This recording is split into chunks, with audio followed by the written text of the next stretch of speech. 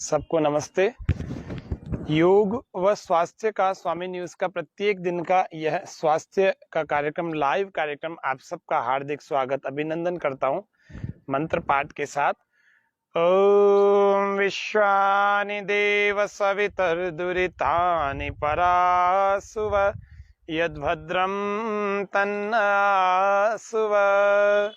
ओम स्वस्ति स्वस्ति स्वस्ति। आज के इस योग सत्र में हम जानेंगे प्राणायाम से कैसे आयु बढ़ाई जाए। प्राणायाम प्राणों का विस्तार करता है।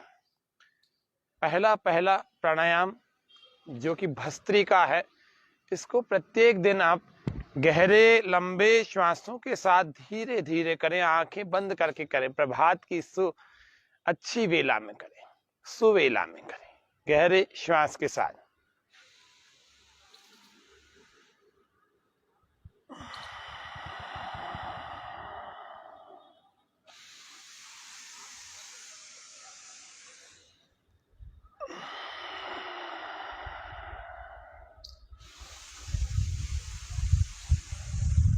ये मंगलकारी वेला है, करते रहे, बिना रुके लंबे श्वास भरते रहें, छोड़ते रहें।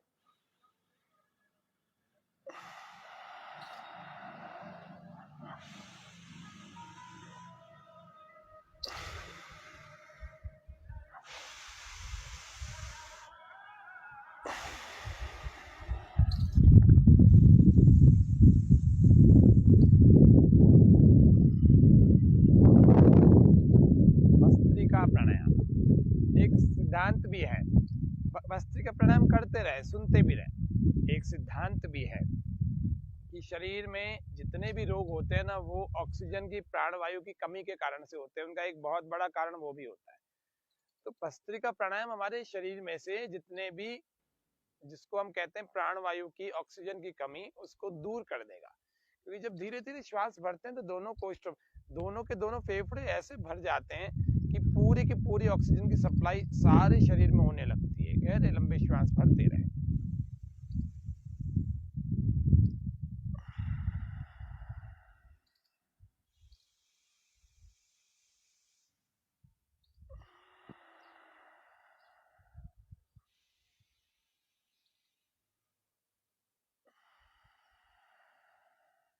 गहरे श्वास भरें, आंखें खोल के करें, आंखें बंद करके, लेकिन लंबा प्राणायाम करें। लंबे प्राणायाम से ही हमारा कुछ कल्याण हो सकता है। करते रहें।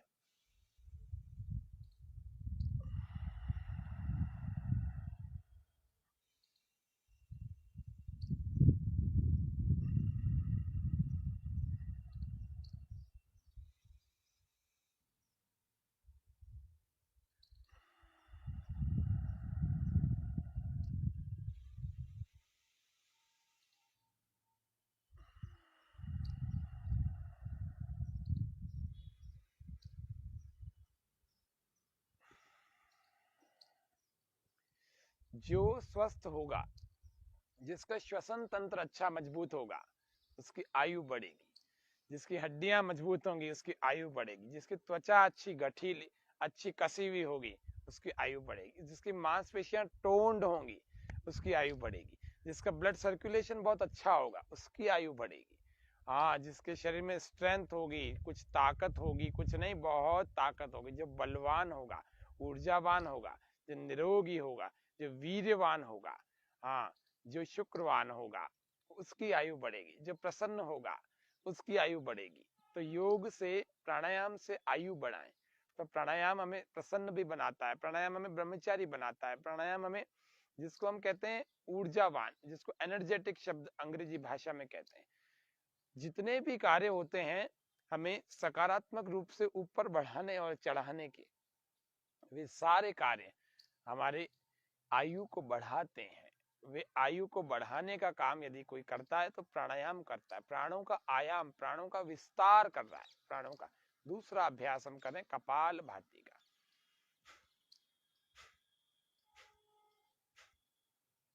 एक सेकंड में एक बार श्वास फेंक रहे हैं, दोनों नासिका के दोनों छिद्रों से, नासिका के दोनों ही छिद्रों से हम श्वास को बाहर फेंक रहे हैं।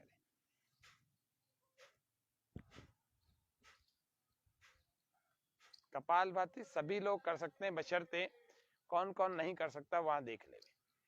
जिसका हाल में कोई पेट का ऑपरेशन हुआ हो, हाल में कोई सर्जरी हुई हो हार्ट की या पेट की, जो मासिक धर्म में माताएं बहनें हैं, जो गर्भावस्था के दौरान चल रही हैं, ऐसे लोगों को कपालभाति नहीं करना चाहिए।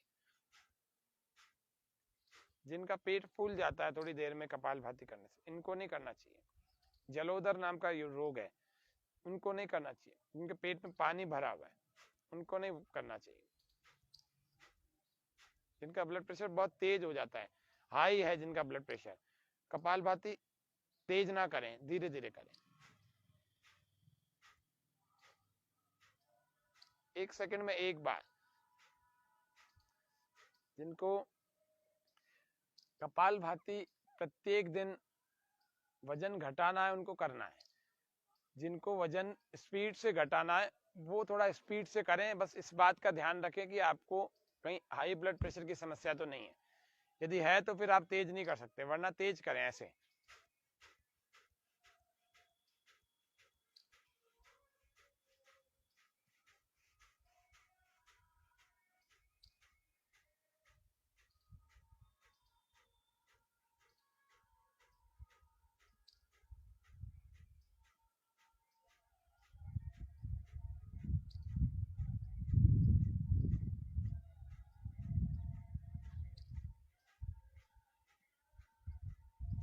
एनर्जी चार्ज भी हो जाएगी, कैलोरीज बर्न होगी, कैलोरीज, और एनर्जी चार्ज हो जाएगी। और एनर्जी चार्ज होने के बाद यदि इसको आंखें बंद करके करेंगे तो हम एकाग्र हो जाएंगे, बिल्कुल कॉन्सेंट्रेट हो जाएंगे पूरी तरह से। तो इस तरह से कपालभाति हमारे शरीर पर काम करता है। जिनका वजन ज्यादा बढ़ा हुआ है उनका घट करके नॉर्मल बैलेंस में आ जाता है वो व्यक्ति, और जिनका बहुत कम है वजन उसका भी बैलेंस हो जाता है। मतलब ऐसा नहीं है कि कपालभाति वजन घटाता ही है कि पतले लोग ना करें, सब करें, सबका बैलेंस में एक संतुलन। योगस्थ कुरु कर्माणि संगम त्यक्त्वा धनंजय सिद्ध सिद्ध्यो समो भूत्वा समत्वम योग उच्यते। योग हमें संतुलन में लाता है। इसी प्रकार से कपालभाति की यह क्रिया भी हमारे शरीर के भीतर एक दर होती है जिसको मेटाबॉलिक रेट कहते हैं, चयापचय दर होती है, उस दर को बिल्कुल सामान्य रेट, सामान्य दर में ले आता है, उसको सामान्य मानक में ले आता है। तो और इसको अच्छा भी बना देता है, अच्छी स्थिति में ला देता है। तो फिर हमारे को भोजन ठीक ढंग से पचता है। पुराना वाला जो जमा है डिपॉजिट कैल्शियम, डिपॉजिट फैट और डिपॉजिट प्रोटीन, तीनों के तीनों अंदर कंज्यूम होने लगते हैं। तो जिसका भी फैट, मेद आदि जो बढ़ा हुआ है, जिसको अपन टमी बढ़ना कहते हैं, पेट बढ़ना कहते हैं, पेट का बाहर निकलना कहते हैं, वो सारा धीरे धीरे सब बैलेंस हो जाता है। उसके लिए सूर्य नमस्कार, उसके लिए नौकासन, उसके लिए भुजंग आसन, जो जो कर सकते हैं वे लोग उसका भी अभ्यास करें। लेट करके एक पाद वृत्तासन, द्विचक्रिकासन, साइक्लिंग, अर्ध हलासन, उत्तान पादासन, ये सब हम आए दिन के कार्यक्रम में बताते हैं। आज तो केवल हमारा प्राणायाम का ही सेशन है, तो प्राणायाम के सत्र में प्राणायामों को ही सीख रहे हैं। तो कपालभाति के बाद पेट की मसाज भी करें। पेट की मसाज करने के लिए देखो, श्वास को बाहर फेंकें, पेट को अंदर खींचें, और अंदर खींच करके पेट को ऐसे हाथों से अंदर की तरफ दबाएं।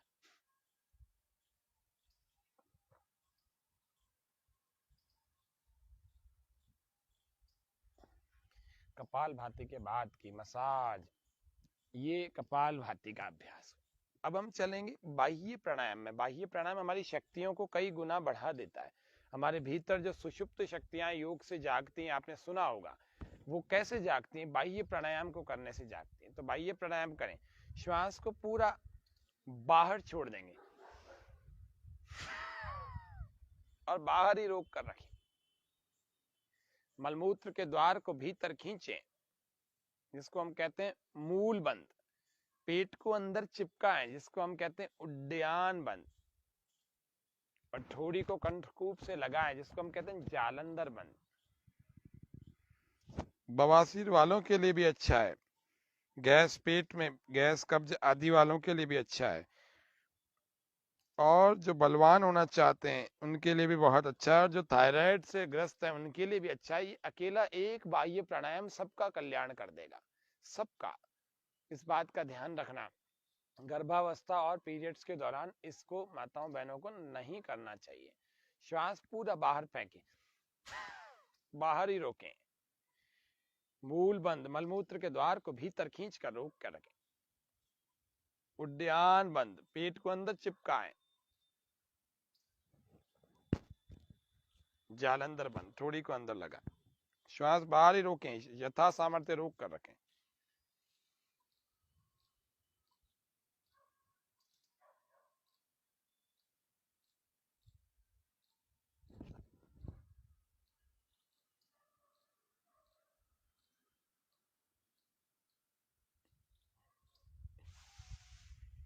तीनों बंदों को छोड़ करके और धीरे धीरे श्वास पूरा भर लेते हैं। ये हमारी शक्तियों को बढ़ा देता है, शक्तियों का ऊर्ध्वारोहण करता है। और जो शक्तियों का ऊर्ध्वारोहण हमारे शरीर में होने लगता है तो युवावस्था के लिए ये तो बाह्य प्राणायाम बहुत गजब का है। जिनके पाइल्स, फिशर एंड फिस्टूला नामक रोग हैं, उनके भी रोग ठीक हो जाते हैं। ये बात पक्की है। पाइल्स का बहुत बढ़िया इलाज है बाह्य प्राणायाम। फिर से करते हैं। श्वास को बाहर फेंके, मलमूत्र के द्वार को भीतर खींचे, या गुदा इंद्री को या एनस पार्ट को अंदर खींचे। लॉक लगाएं, एनस लॉक।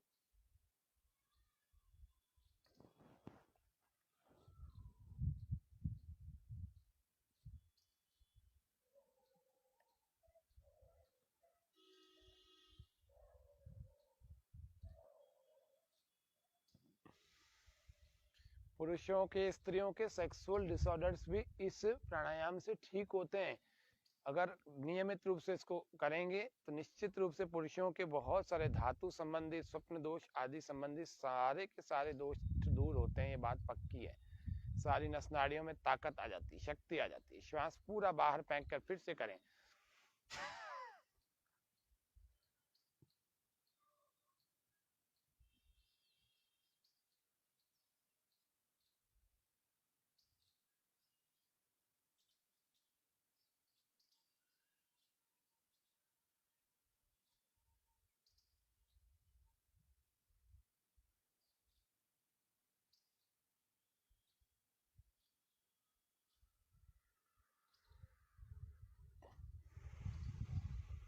प्रारंभ में कम रुक पाएगा, कम रुक पाता है, और जैसे ही फिर इसका अभ्यास होते होते 15, 20, 25 सेकंड तक रुक जाता है। और इतना हो जाए तो 3 से 5 बार जरूर इस बाह्य प्राणायाम को नियमित रूप से प्रतिदिन कर लेना। जब पेट खाली हो तब करना। यदि शाम को कर रहे हैं तो भोजन के 4 घंटे हो चुके हो, 5 घंटे, 3 से 5 घंटे हो चुके हो, आपको लगे कि हाँ पेट काफी खाली हो चुका है, अब किया जा सकता है, तो योग के आसनों को, प्राणायामों को आप कर सकते हैं। तो हमने सीखा 3 प्राणायामों का भी, 3 प्राणिक क्रियाओं को सीखा। पहला हमने भस्त्रिका सीखा, दूसरा कपाल भाती, और तीसरा बाह्य।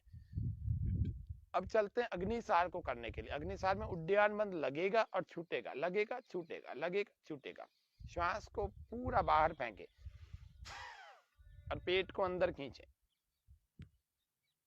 और फिर बाहर छोड़े।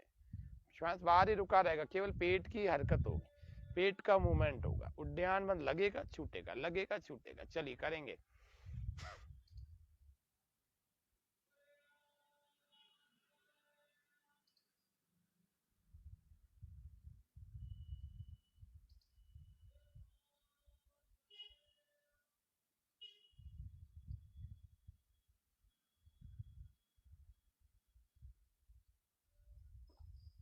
जब क्षमता पूरी हो जाए तो श्वास भर लें।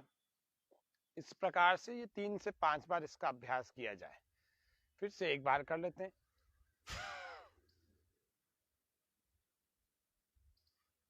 कुछ नहीं करना, आपको मेरा पेट नहीं दिख रहा, कोई बात नहीं। पेट को अंदर खींच करके छोड़ें, खींचे ढीला छोड़े, खींचे ढीला छोड़े, खींचे ढीला छोड़े।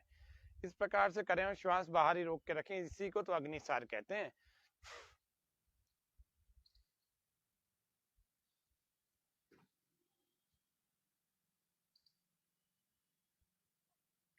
फिर श्वास भर लेंगे 10-15 बार करके। फिर से एक बार श्वास बाहर,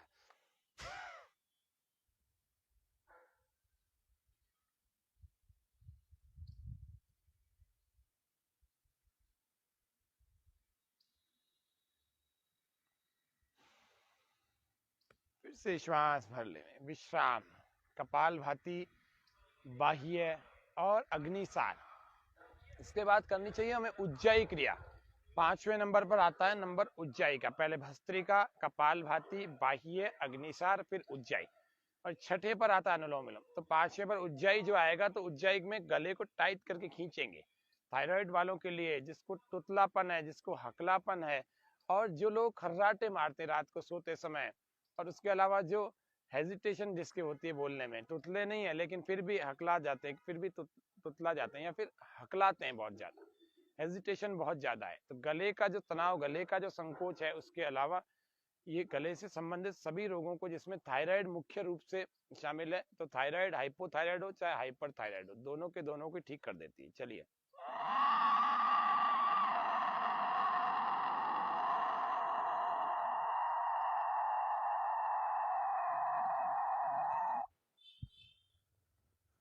थोड़ी देर रोक देंगे। अंदर श्वास हमने खींचा, भरा और रोक दिया।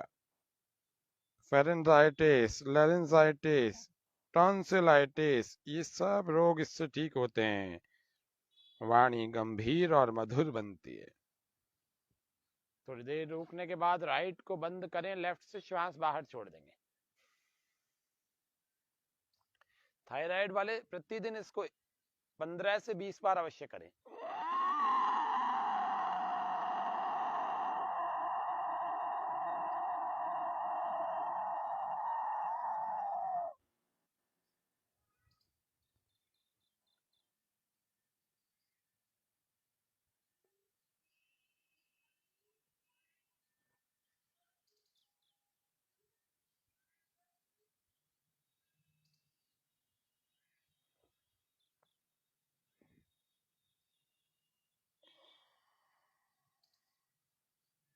फिर से एक बार।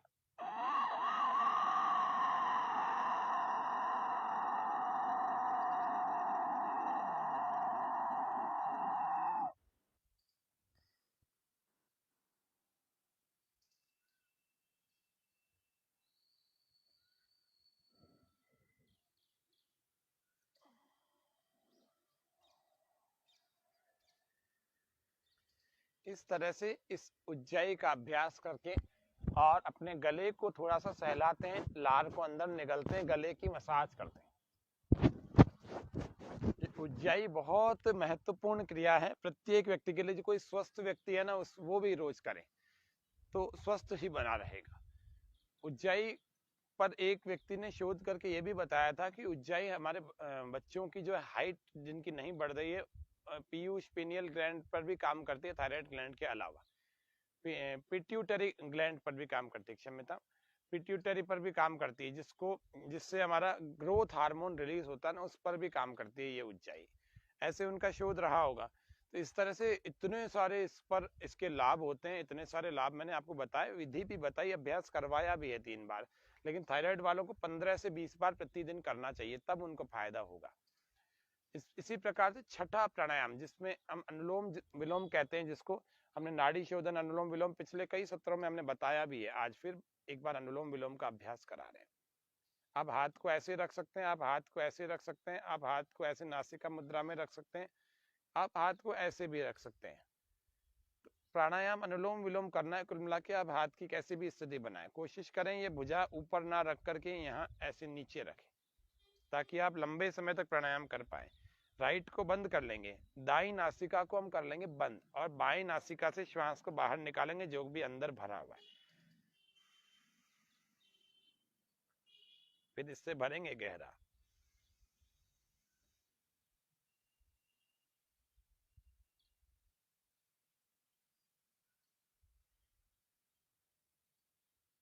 ये पूरा भर लिया, अब दूसरे से बाहर छोड़ दिया।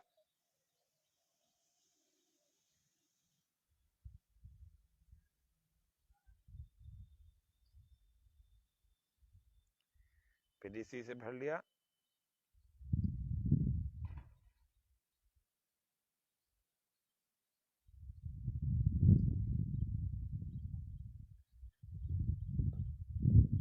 बहुत गहरा भर लिया आप पहले से, फिर बाहर।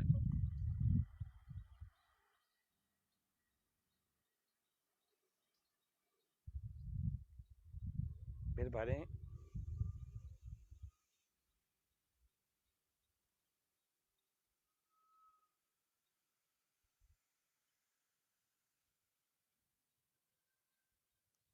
दूसरे से बाहर।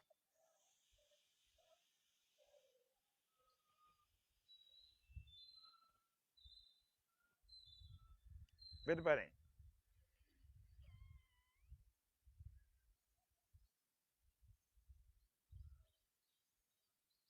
प्रयास करें प्रतिदिन आंखें बंद करके इसका अभ्यास करने का।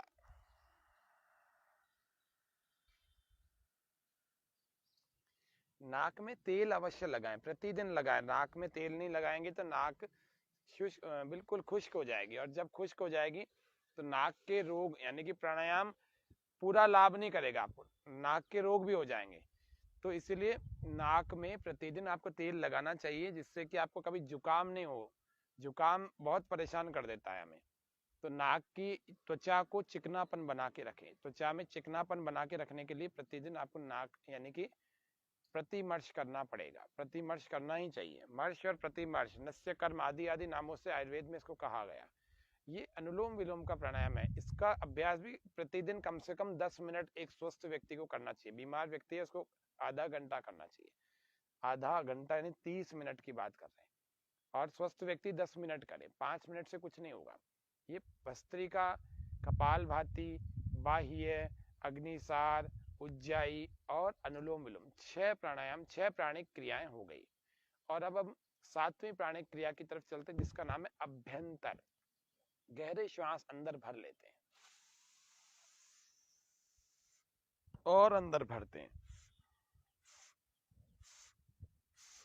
अतिरिक्त प्रयास बल लगाएं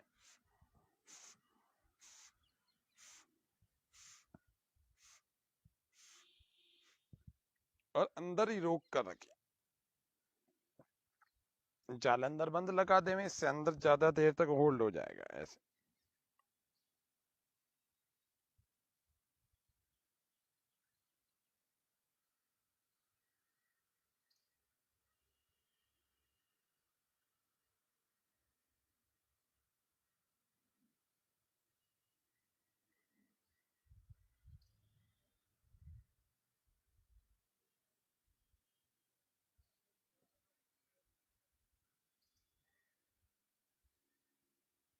आपका जितना सामर्थ्य उतना रोकें। फिर दाईं नासिका को, राइट को बंद करके लेफ्ट से बाहर छोड़ देंगे।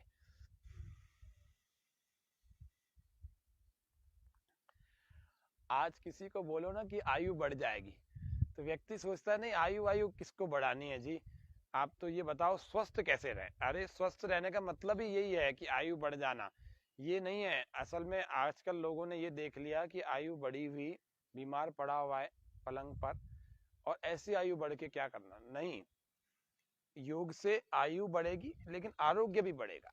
आयु आरोग्य दोनों बढ़ेंगे।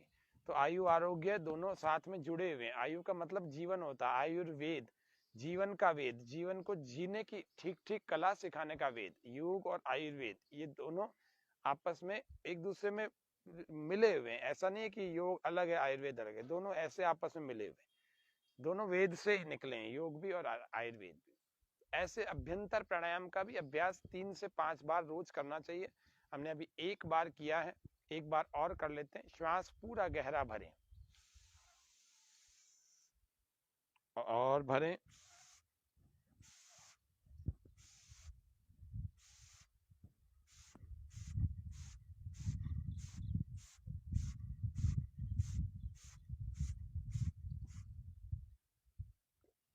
अंदर रोकें।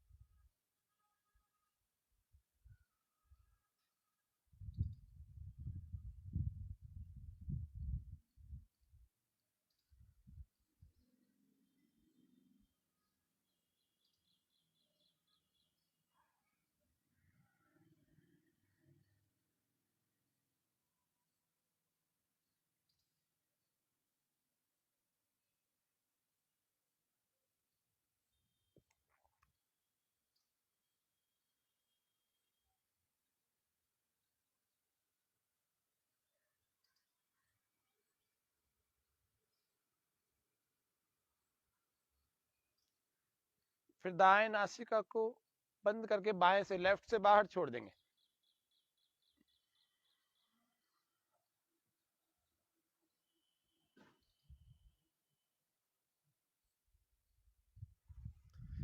इस प्रकार से ये 7वां प्राणायाम भी आज हमने सीखा।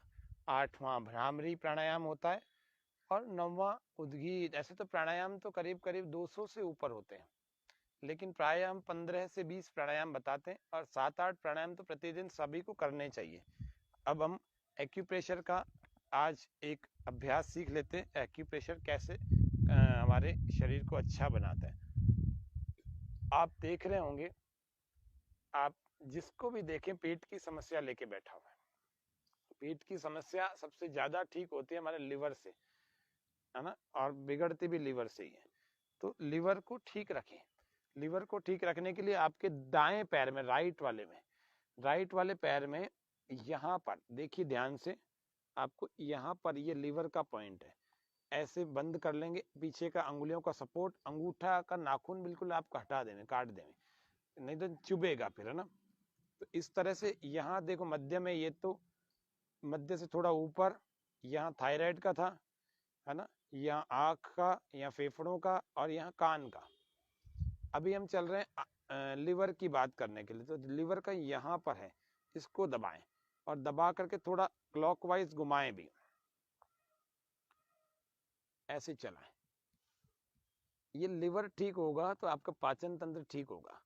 पित्त, इसी से निकलने वाली एक बहुत महत्वपूर्ण जो है एंजाइम है, एक बहुत महत्वपूर्ण स्राव है पित्त, जिसको हम बाइल कहते हैं। इसको दबाते रहें, कई बार दबाएं। ये देखो निशान भी आ गया ना इसको, ये लिवर का पॉइंट है। ऐसे ही आपको हाथ में भी इसको दबाना चाहिए। जहां पर लेफ्ट हैंड में यहाँ हार्ट था, उसी जगह यहाँ पर राइट हैंड में लिवर है। तो इस लिवर के पॉइंट को आप दबाया करें, थोड़ी देर रोकें और फिर इसको एंटी क्लॉकवाइज, पहले क्लॉकवाइज ही दबाना चाहिए, चलाना चाहिए, मोड़ना चाहिए, ऐसे मूवमेंट करना चाहिए। इसको दबाएं, इससे आपका लिवर अच्छा हो जाएगा तो पेट अपने आप अच्छा हो जाएगा। ऐसे दबाओ। तो ये एक्यूप्रेशर का भी अभ्यास प्रतिदिन किया करें। और फिर अंत में किडनी का पॉइंट जरूर दबा देना चाहिए। कोई भी पॉइंट आप एक्यूप्रेशर का दबाएं, लास्ट में किडनी का पॉइंट दबा करके इसको पूरा करना चाहिए। तो आज के इस सत्र में हमने बहुत कुछ जाना। भस्त्रिका, कपालभाति, बाह्य, अग्निसार, उज्जाई, अभ्यंतर, उज्जाई, अनुलोम विलोम और अभ्यंतर, इसी क्रम से करना चाहिए। ऐसे नहीं कि भस्त्रिका लास्ट में कर रहे हैं, कपालभाति सबसे पहले कर रहे हैं और उद्गीत पहले ही कर लिया और उज्जाई बीच में कर लिया, ऐसे नहीं करना। यही क्रम चलना चाहिए। भस्त्रिका, कपालभाति, बाह्य, अग्निसार, उज्जाई, अनुलोम विलोम, अभ्यंतर, भ्रामरी, उद्गीत और प्रणव। ये करीब 10 प्राणायाम हो गए। पहला भस्त्रिका हो गया, दूसरा कपालभाति हो गया, तीसरा कपालभाति शोधन क्रियाओं में भी आती है हठयोग में।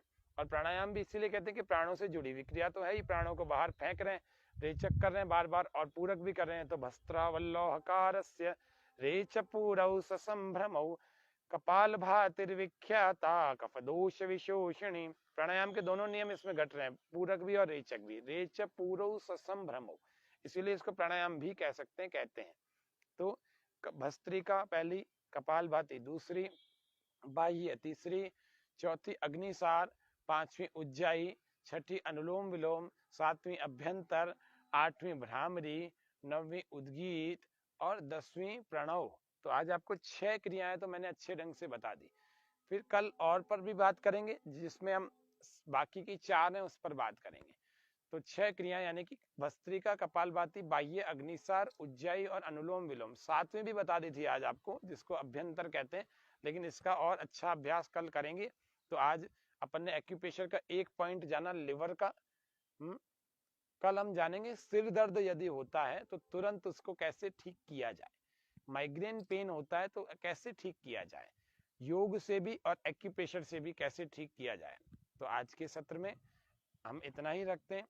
शांति पाठ। ओम शांति शांति शांति सर्वेभ्यो नमः।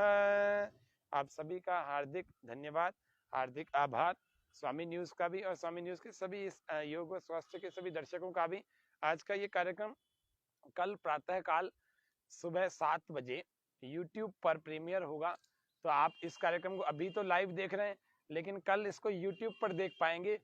और अभी हमारे दर्शक खूब सारे बने हुए थे लाइव, अभी भी बने हुए हैं, ऐसा नहीं है कि अभी नहीं है, अभी भी मेरे को खूब सारे दर्शक दिख रहे हैं इस कार्यक्रम में, देख रहे हैं हमारे इस कार्यक्रम को।